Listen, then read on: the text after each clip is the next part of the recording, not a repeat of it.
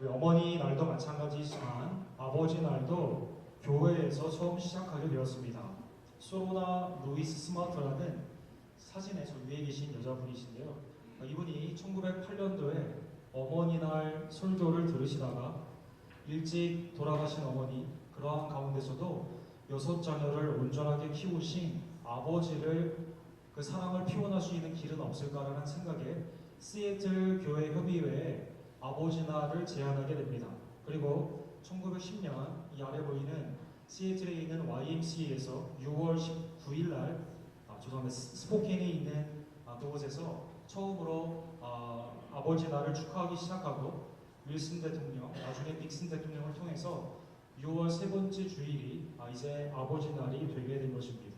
어머니 날도 마찬가지고 아버지 날도 부모님을 향한 사랑의 고백, 표를 향하는 그런 모습 가운데 교회에서 이렇게 시작하게 된 것입니다. 그러나 아버지 날은 특별히 미국에서 각광받는 날은 아닙니다. 세계에 어머니 날이 있는 나라는 180여 개국이 된다고 합니다.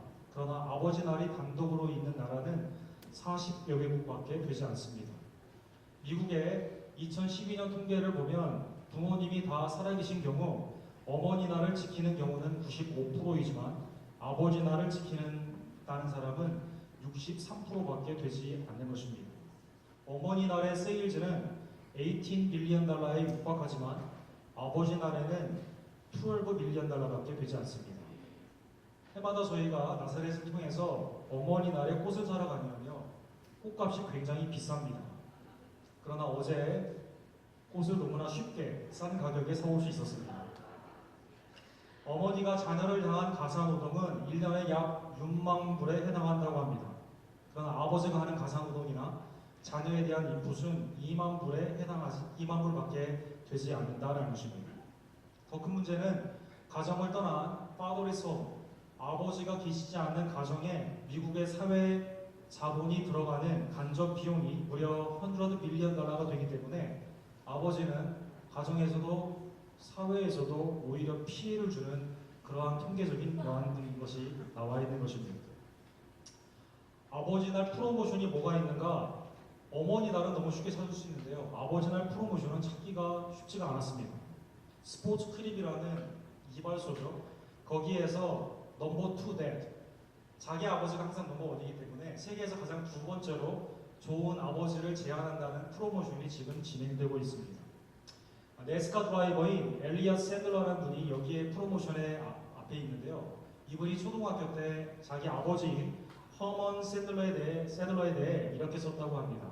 아버지가 나를 안아줄 때 얼마나 뜨거웠던지 그 뜨거운 사랑으로 나는 핫도그와 햄버거를 굽고 했다. 이렇게 말을 했습니다. 넘버 2 데이를 지금 찾고 있습니다, 여러분.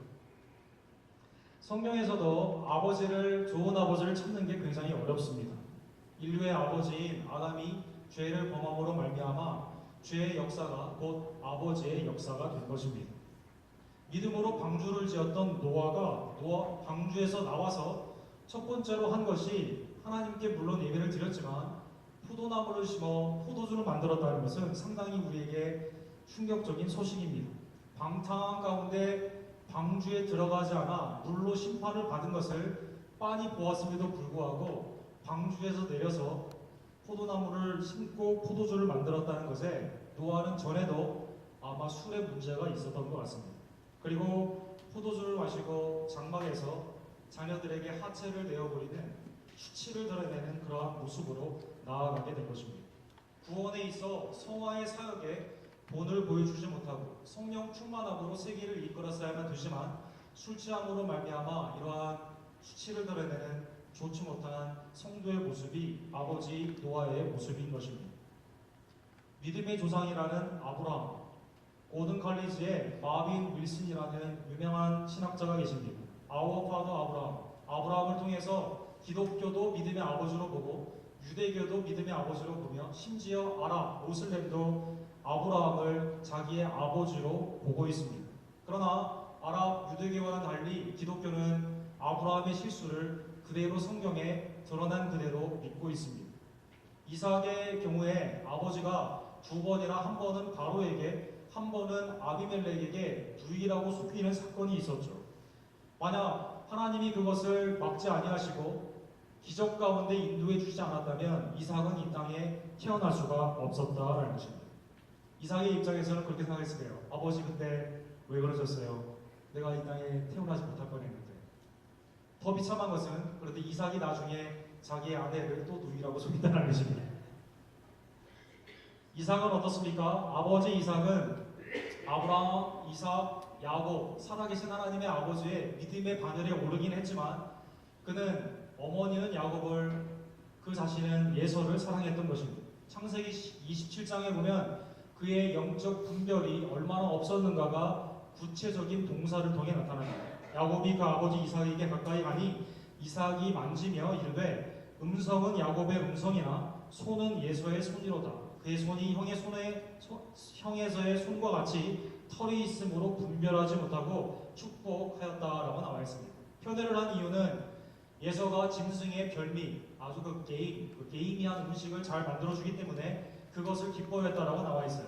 또한 분별할 수 없는 눈이 어두워진 상태에 만지는 것으로 그를 판단하는 분별이라는 단어가 선과 악을 혼미하게 구별하지 못한다는 뜻인데요.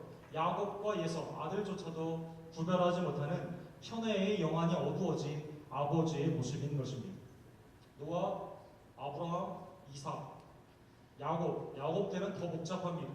야곱은 하나님의 계획과 놀라운 은혜가 있었음에도 불구하고 쟁취하는 그러한 신앙인의 모습이 나와 있습니다. 그런데 그 쟁취가 하나님의 온전한 뜻이 아니라 거짓과 술수 그리고 사람들을 미니플레이션하는 그러한 권모술수로 말미암아 하나님의 축복을 그가 받기를 원했다라는 것입니다. 마치 이민자들의 삶과 상당히 비슷한 자기의 성공을 위해서는 무엇이든지 수단을 가리지 않는 잘못된 그러한 모습으로 그는 인생을 전철한 것입니다.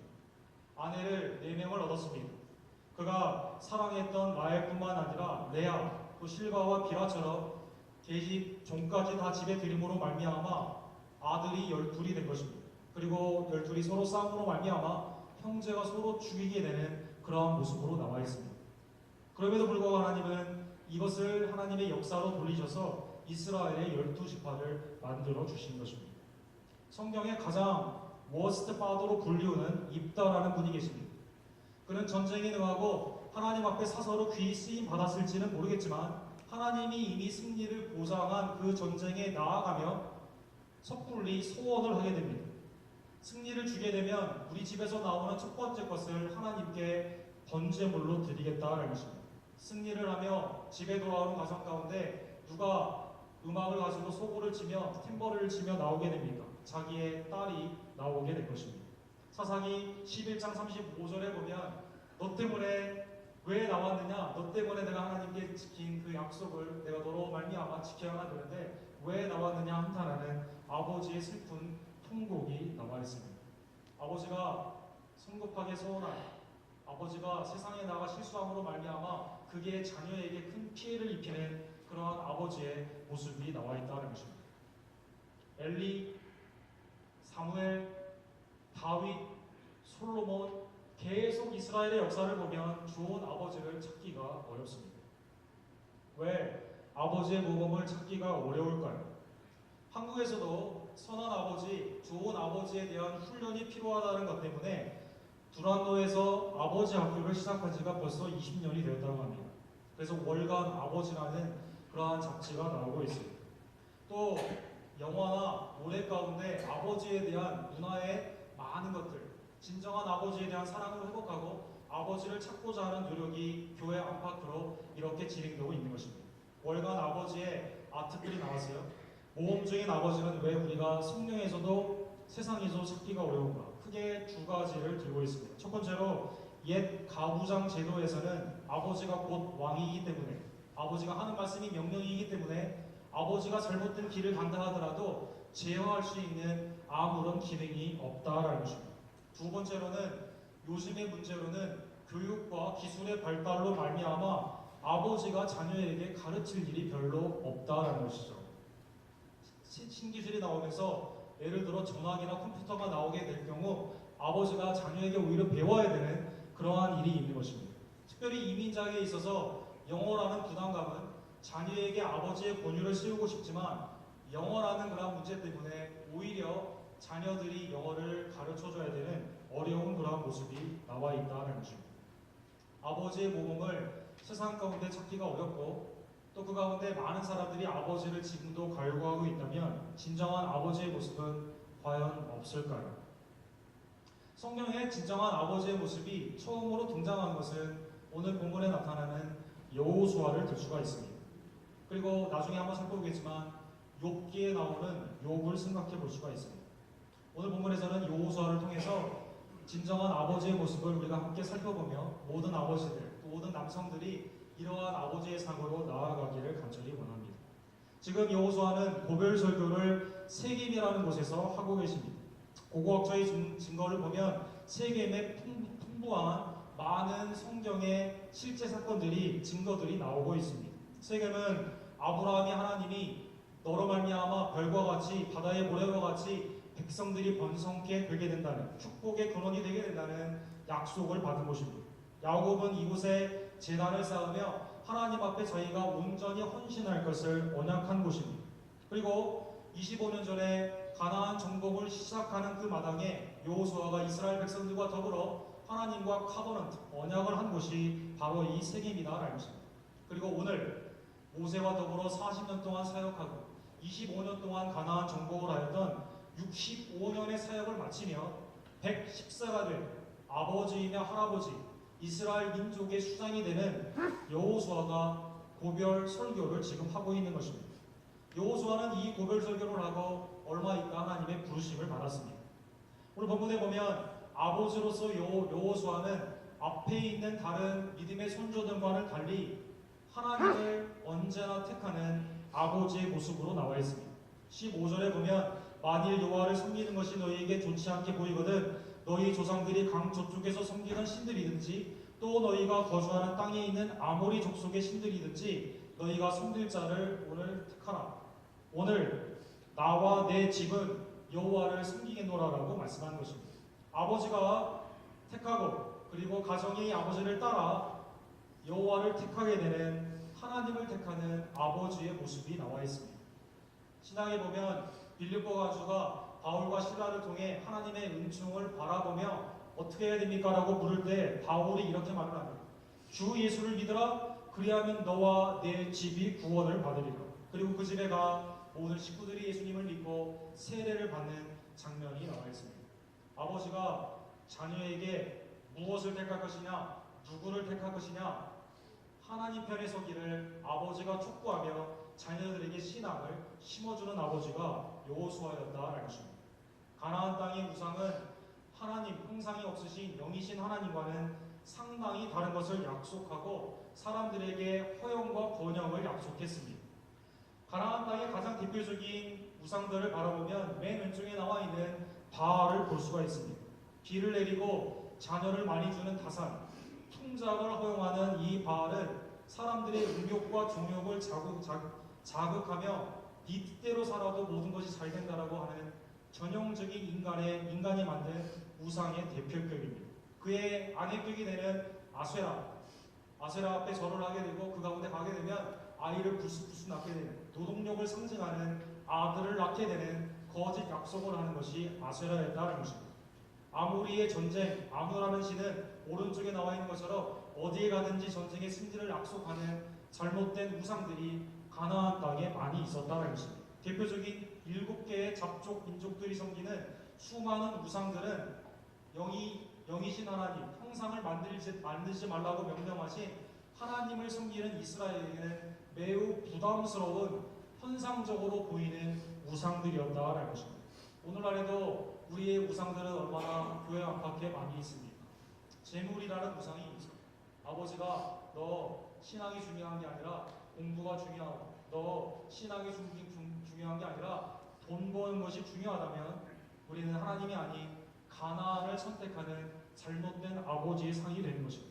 아버지가 성령의 충만한 모습을 보이지 아니하고 술 취하 함께 나아가며 너의 정욕대로 살아라라고 말을 한다면 그것은 위에 있는 잘못된 믿음의 선조들의 아버지의 모습으로 우리는 똑같은 것을 택하게 된다는 것입니다.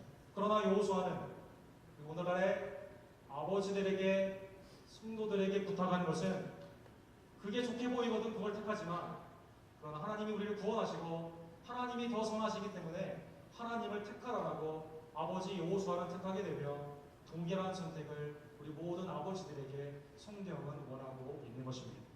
오직 나와 내 집은 여호와를 섬기겠노라.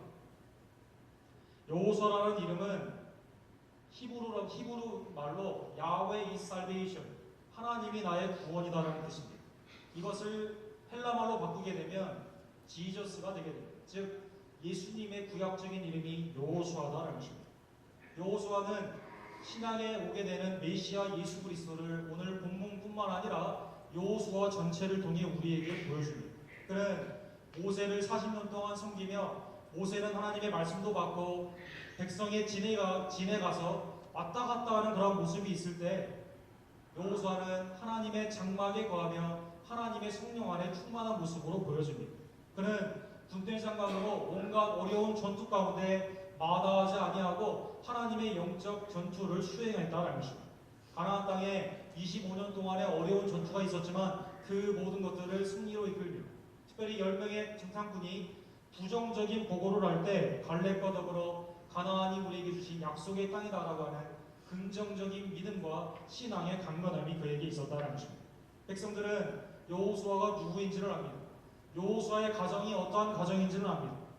아버지의 선택, 가정의 선택이 곧 이스라엘에게 영향력이 미쳐지게 될 것입니다. 백성들이 16절에 보면 우리도 다른 신이 아니라 하나님을 섬기겠다라고 말씀한 것입니다. 왜 하나님을 섬겨야만 될까요? 오늘 17절과 18절에 보면 네 가지의 이유가 나와 있습니다. 17절에 보면 왜 우상이 아니라 하나님을 택해야만 됩니까? 그것은 하나님이 애굽에서 이스라엘을 구원하여 주셨기 때문인 것입니다. 미래에 대한 불투명한 것 가운데 무조건 믿으라는 맹신을 여호수아가 말을 한 것이 아니라, 구약의 그 전에 믿음의 열조들에게 이미 허락하신 하나님의 은혜를 기억하고 하나님을 택하라라는 것입니다. 하나님은 애굽에서 구원하실 뿐만 아니라 하나님의 백성 앞에서 풍성한 이적을 통해 하나님이 참신인 것을 보여주신 것입니다. 세 번째로, 광야의 40년 동안 이스라엘 정복의 25년 동안 하나님은 보호하시며 승리케 하신 것입니다. 18절에 보면 왜 우상이 아니라 하나님만을 섬겨야 됩니까? 네 번째 이유는 그 모든 일 가운데 하나님이 아모리 족속을 비롯한 모든 우상들, 모든 잡족들을 물리쳐 주셨기 때문인 것입니다. 여러분과 제가 아버지로서 또 믿음의 선배로서 또 하나님을 믿는 성도로서 왜 하나님을 택해야만 됩니까? 왜 그리스도를 택해야만 됩니까? 그리스도는 우리를 죄와 사망에서 구원하여 주셨기 때문인 것입니다. 부활의 기적을 통해 여러분과 저에게 부활과 영생의 소망을 주셨기 때문인 것입니다. 이 세상에서 필요한 모든 것들을 공급하여 주시며 사탄 원수 마귀들을 이겨 주셨기 때문에 우리는 매일매일 우상이 아닌 하나님을 택해야만 되는 것입니다. 우리 언덕교회에 있는 모든 아버지들이 가정을 위해, 또 어디에 속해 있는 모든 사회에 있든지 간에 그 사회를 위해 하나님만을 택하는 복된 성도들이 되기를 간절히 원합니다. 모든 성도들이 어떠한 경우에도 우리를 구원하시고 기적으로 보호하시며 우리를 원수 가운데서 구원하여 주시는 하나님을 택하는 모든 성도가 되기를 간절히 원합니다. 이러한 아버지를 둔 가정이 사회에도 큰 영향력이 있었던 것입니다. 여호수아 24장 31절에 보면 사사기와 더불어 성경은 두 번이나 이렇게 말을 하고 있습니다.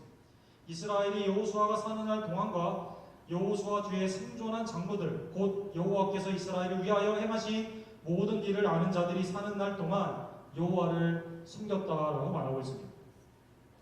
여호수아가 있는 동안에는 적어도 하나님을 택하는 여호수아를 통해서 가정과 그 세대가 구원을 받았다라는 것입니다. 오늘날 그러한 훌륭한 아버지, 선한 영향력이 있는 아버지를 통해 우리의 가정뿐만 아니라 우리의 세대가 구원을 받는 놀라운 역사가 있기를 간절히 원합니다. 고린도전서 4장 15절에 보면 바울은 이렇게 말을 합니다. 그리스도 안에서 스승, 가르치는 자는 굉장히 많다라는 것입니다.